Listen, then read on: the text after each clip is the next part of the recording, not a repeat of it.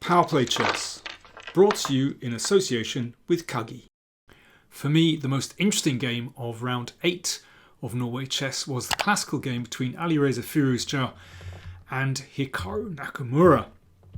And watch, it's another Gioco Piano, and once again we get a really wild position on the board. Hikaru goes for h6. Well, you know what I think about that move. It's just not necessary in this position. However, we saw in the candidates that actually black can get away with this move very well because white is not pressing forward in the middle as yet. So you can actually get away with this strange little move at the side of the board. And it does prevent all those funny systems with bishop g5. We saw Caruana play it against Firouzja.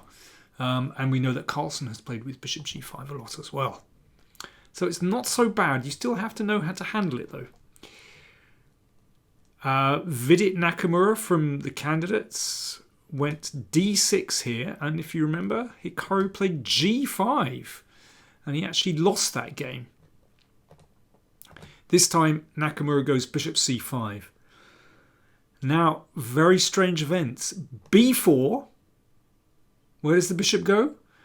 Well, Nakamura clearly thinks that white has inflicted a fatal weakness on himself and just dropped the bishop back to e7. Didn't go to b6. Isn't that funny? I mean, he could have gone to e7 straight away, but clearly feels that the inclusion of b4 is to black's benefit, which I find extraordinary. No doubt a computer has recommended this. But to my human eyes, it looks very strange because it's really nice to gain some space on the queen side. Anyway, here we go. So Firouzja castled today. Knight d2 was the move that he played against Nakamura in the candidates. And that game went knight b8, d4, and yeah, it got very sharp. So I just find it really interesting that Nakamura is repeating this one. Obviously happy with it. Anyway, this time Firouzja castled. And he's actually played this before in an online game. Knight b8 from Nakamura. So very often we find that this knight isn't actually that great on c6. And can quite often swing round to d7. Queen a2 from Firouzja. Well, what a mysterious move. It's only mysterious if you haven't switched on the computer. Stockfish thinks this is a good move, so that's why they're playing it. However, it looks bizarre to me to play Queen a2, but it's computer approved. What can you say? Previously, Caruana has played knight d2 in this position. But anyway, we'll go with queen a2. a5 and b5. So really, you don't want to have your queen opposite the rook there. So position is closed. But also, I quite like this for white. It's nice to sort of claim some space. And bishop g4 played by Nakamura. Knight h4. So I quite like this for white. This knight is looking to play into g6. There you go. The pawn should not have moved up to h6. And once the knight comes in here, well, it's possible to exchange off one of the bishops. d5 played.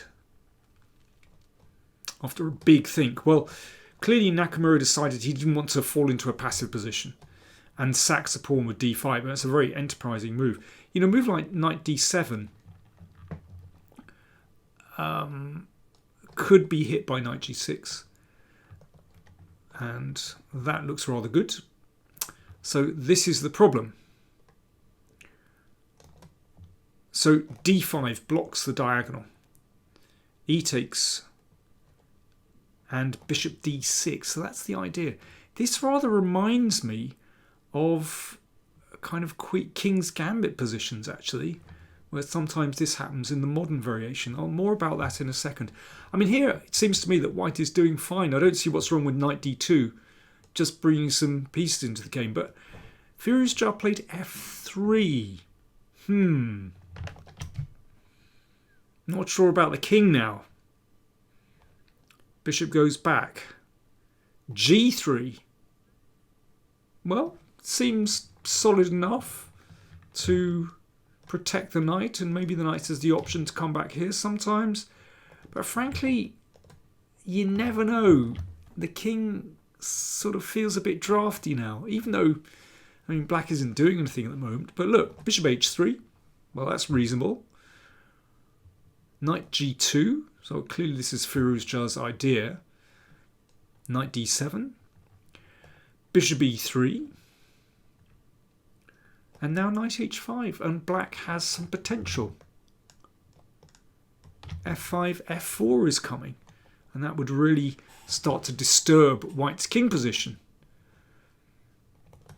Then again, is it that terrifying? I mean, knight a3 could be played, but Firouzja played g4. Sometimes he plays really wild moves. You know, he's really unpredictable. You know, positionally, it feels like white is kind of all over the place. You know, these pawns have advanced over here. Well, that can be good in the long term to gain some space. But then he's playing on the other side of the board now and actually opening up the king. Knight f4. The knight plunges in. Bishop takes, pawn takes. And you can see, well, Firouzja has lost a bishop, so there is potential on this diagonal. There are sort of gaps around here. This pawn has advanced, so that might be chipped away with one of these moves. Looks a bit fishy to me. h5, of course. Why not? Why not just lever it open? So Firouzja took that, and now f5 takes away the e4 square from the knight. And this position really reminds me of King's Gambit now, actually. The modern variation, where black has really active pieces, has the majority of pawns on the king side. I'm not counting that one. And often the bishop will blockade on d6, sort of halting that pawn. If I just compare and contrast, so King's Gambit, knight f3, and this is the so-called modern variation, and then e takes d5, well, you can see how that structure has some similarity with the position they've reached in the game. You know, very often these pawns can advance to storm white's king here, and very often that bishop will sort of blockade that pawn. And in those kind of positions, let me get back here, a really important factor is the relative position of the kings. White's king, although there are pieces around the king, the pawn cover is going.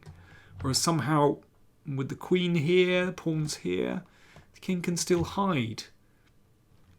And white's queen is miles away. So this feels like a really nice position for black, even though black is actually 2 pawns down. The computer thinks that bishop f1 is a good move. But, you know, black has moves like this, knight f6. That may be throwing itself on e4, and that, if it's taken, then it really opens up the position. Looks scary to me. So that's why Firouzja had a big think here and played b6. So that was taken. Bishop b5. And the rook came in. So why has he done this? Because this just looks like, you know, black's ambitions have been furthered here. I mean, obviously there's a pin here, so it can't be taken. Well, this is the idea. Firouzja wanted to get rid of that bishop, which is kind of a stopper. But bishop b4, lovely safe square for the bishop, looking at the knight. c5, this is in tension. But then Nakamura just played rook a3, which chases the queen away, and exchanged here, and knight takes d5. So what's the score now? Pawns are even, with this one looking like a goner. Beautiful pieces. I mean, black is doing really well now. At this point, I was watching the game live and Hikaru went to the confessional box and basically was confused by Firouzja's play and very confidently stated, I think I'm going to win. Let's have a look. Bishop c4. Well, here Nakamura played rook d8. But rook c6 was simple and good. Just keeps the rook free. And black is in control. If queen e1, then simply queen takes h5. Well, we'll allow white to take a pawn in the middle.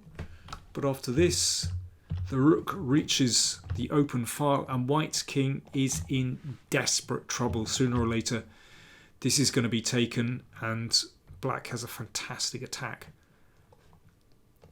Let's go back. Rook d8 played by Nakamura. Queen e1, this is very different.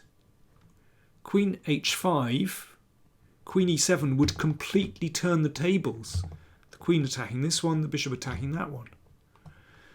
So basically Nakamura has to take a time out here to put the king to the side of the board. Then queen e5 and things are looking, well, I mean, black has lost the initiative just for a move or two. So for example, if, okay, this is threatened, if c6, it's a great move for white here. I'll give you a chance to spot it. This didn't happen, by the way. White to play. What would you do here? Cheers.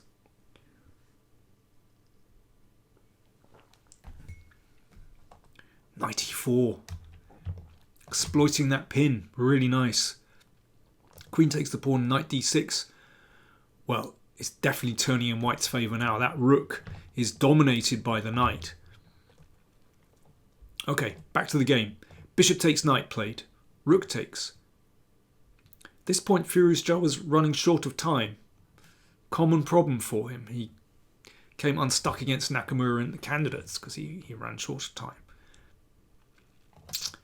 And Nakamura was kind of on a roll now. You know, once he played bishop takes d2, then he threw knight e3 in very quickly. And when you're low on time, that is a terrifying move to meet. So we've got these pieces all trained on g2. The knight also hits the bishop on c4. But Firouzja had calculated all this and quickly snapped off the pawn on f4. And incredibly, he'd calculated that this actually holds for white. So because of this, well, I guess it's a double attack really. So Nakamura had to exchange queens. And he took the bishop. I mean, it still looks incredible that white is holding this. White at the moment is a piece down. And the rook is attacked. The problem is this bishop is trapped. And now a fantastic move. Rook e2. Activating the rook. You have to activate the rook. Otherwise, black is winning. Nakamura took on d4. Knight takes bishop. It couldn't escape. And remarkably, white has counterplay here. It's quite extraordinary. Key h6, that avoided a nasty knight check. Rook e7 hits the 7th. That's sweet spot, hitting lots of pawns. Knight d2. Be careful. There's stuff going on here. King g2. Very coolly done by Firouzja. This was move 39. So he was down to his final few seconds before the time control at move 40. Rook takes a4. Rook takes c7. Now, white still has to be a little bit careful. That could be fast. Past and fast. But great defence from Firouzja. c6, exchanging more pawns. That's what you want to do. And crucial move, rook c5 again. He'd anticipated this. He gets a pawn back. And another excellent move from him. Great defence. Because, you know, that pawn could motor. Rook c5. Great move. It means he can give a check and go behind the pawn. That's where you want to be. Before he gave the check, actually, knight f4. Activating the knight. Rook h5 mate is threatened. Yeah, we saw a funny checkmate possibility in another rook and knight endgame.